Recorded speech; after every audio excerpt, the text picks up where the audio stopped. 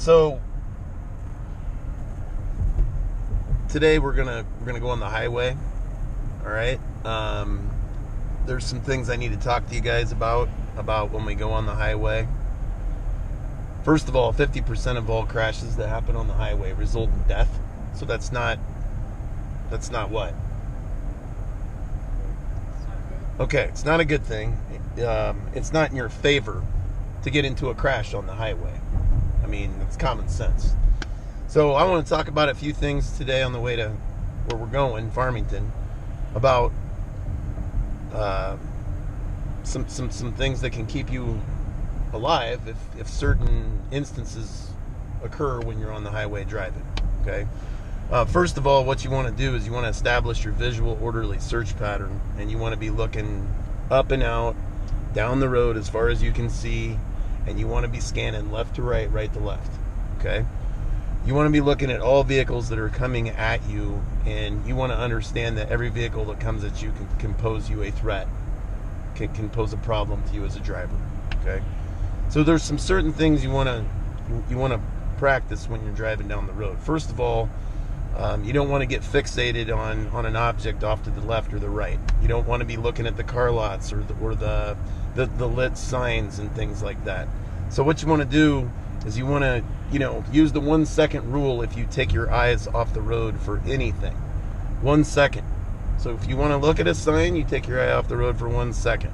If you want to look at a vehicle, you take your eyes off the road for 1 second, you look right back out. You also want to use that same 1 second rule for when you're looking in your rearview mirror. So you always want to know your zone control around your car, what's going on in your zone control system at all times. The vehicles in the back can pose just as big of problems as the vehicles that are in the front of your vehicle coming at you. Okay? So you want to check your rearview mirror about every 15-20 seconds and use the 1 second rule when you're doing that. So every road that adjoins to the highway could pose you a problem as a driver. That could be a parking lot, that could be a business, that could be a crossroad, that could be any road that connects to the highway.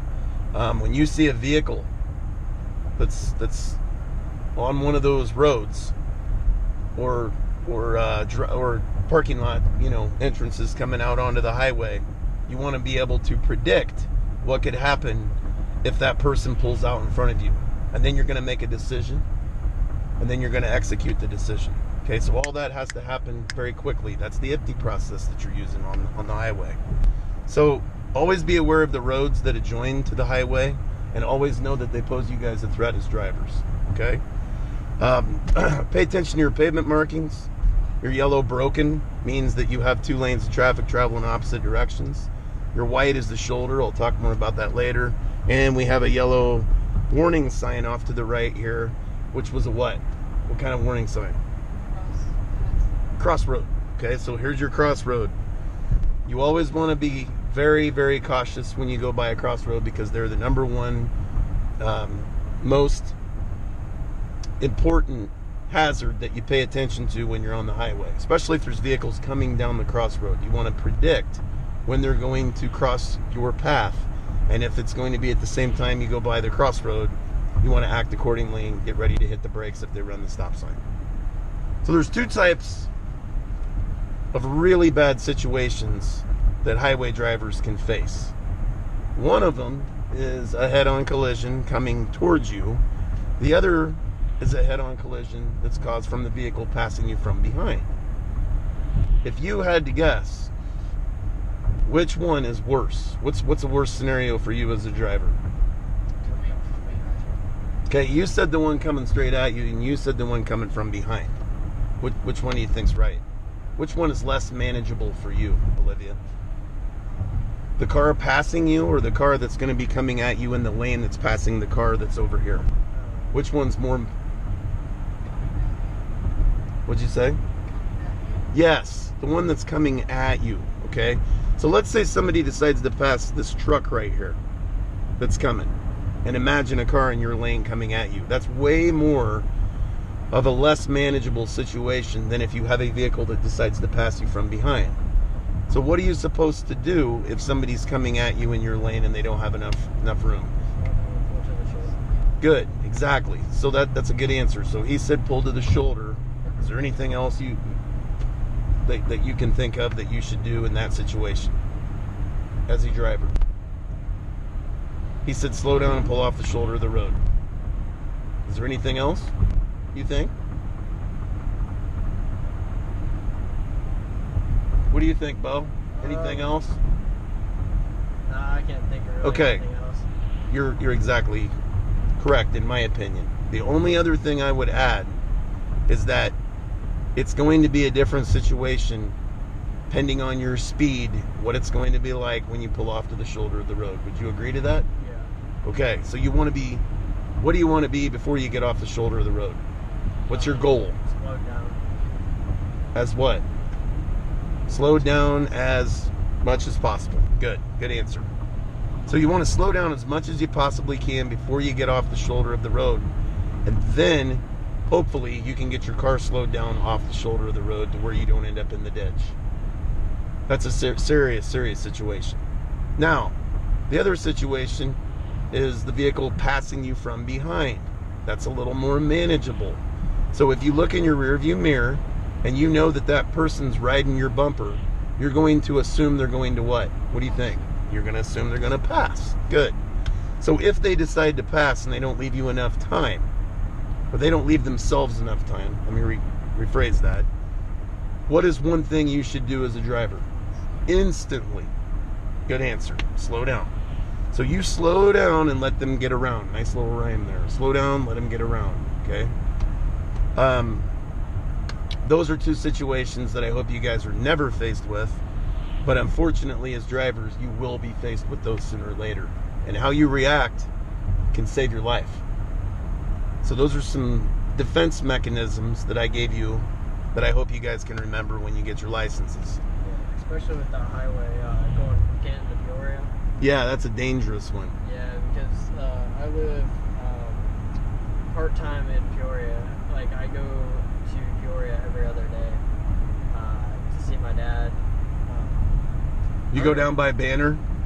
No, it's like in East Peoria. It's kind of by Kickapoo a little bit. That's a dangerous road, right? And there's a lot of danger on that road because there's a lot of what? What can run out in front of you when you're driving? Deer, right. So what do you guys do if a deer would run out in front of you? What's one thing a driver should never do if a deer runs out in front of you? Speed up. That's a good answer. What's more of a serious thing that can happen to a driver? Swerve. Exactly. Don't jerk the wheel. So if you ever see a deer and it goes to jump out in front of you, don't swerve the vehicle. That's a good answer. Good job. You want to slow down as much as you possibly can, and you may hit the deer. So what? Keep the vehicle in your lane, pull off the shoulder of the road, call the police, call your parents, whatever. But deer are very populous around here, especially when there's a wooded area up next to the roadway that you're driving on, like down by Banner, or when you're going to Kickapoo. Wooded areas, they house deer. That's where they like to be.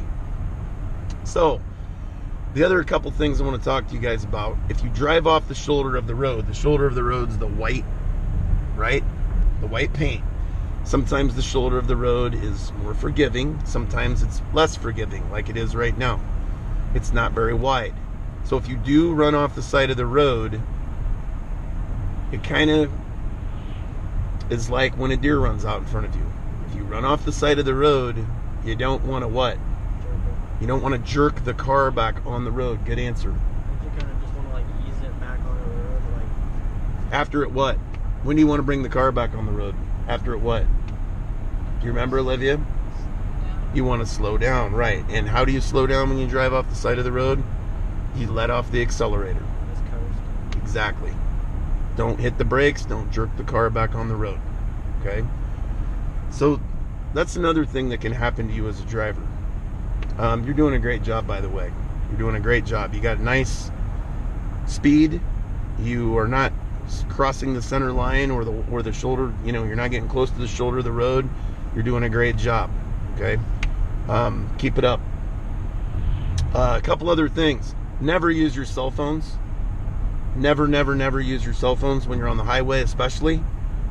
put them in your glove compartment, keep them put up, and you always want to make sure that you wear your seatbelt, because your seatbelt is the only thing that's going to keep you guys inside the vehicle if you, God forbid, get into a bad wreck on the highway.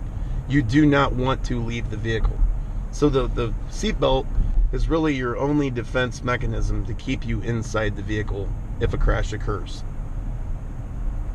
Snow, ice, your weather conditions are going to get really nasty here in the next couple months when you guys get your license. So you have to drive accordingly on the highway, according to the weather. So if it's snowing, ice, black ice, you guys remember what black ice is? Yeah, you have to watch out for it, mostly on like bridges, because it's cold or whatever. So. The bridge could be what? Slick. And it could be slick because what's the temperature underneath the bridge? Is the temperature of the air cooler? Yeah, because the sun can't hit it. That and it doesn't have any insulation from the earth. Let's go straight. The earth, believe it or not, it takes a while for the ground to freeze because it's naturally warm. And bridges aren't like that, because bridges, underneath the bridge, there is no earth, it's air. And you guys know what wind chill is. Yeah. Sometimes when the wind's blowing, it's really cold. It may be 30, but the wind chill is 15. So the bridge is in the middle of the wind chill. So if the ground's 33 and the wind's blowing really stiffly out of the north or wherever it is, usually the north wind, northwest wind's the cold wind, the bridge may be 17, 18 degrees. If it starts to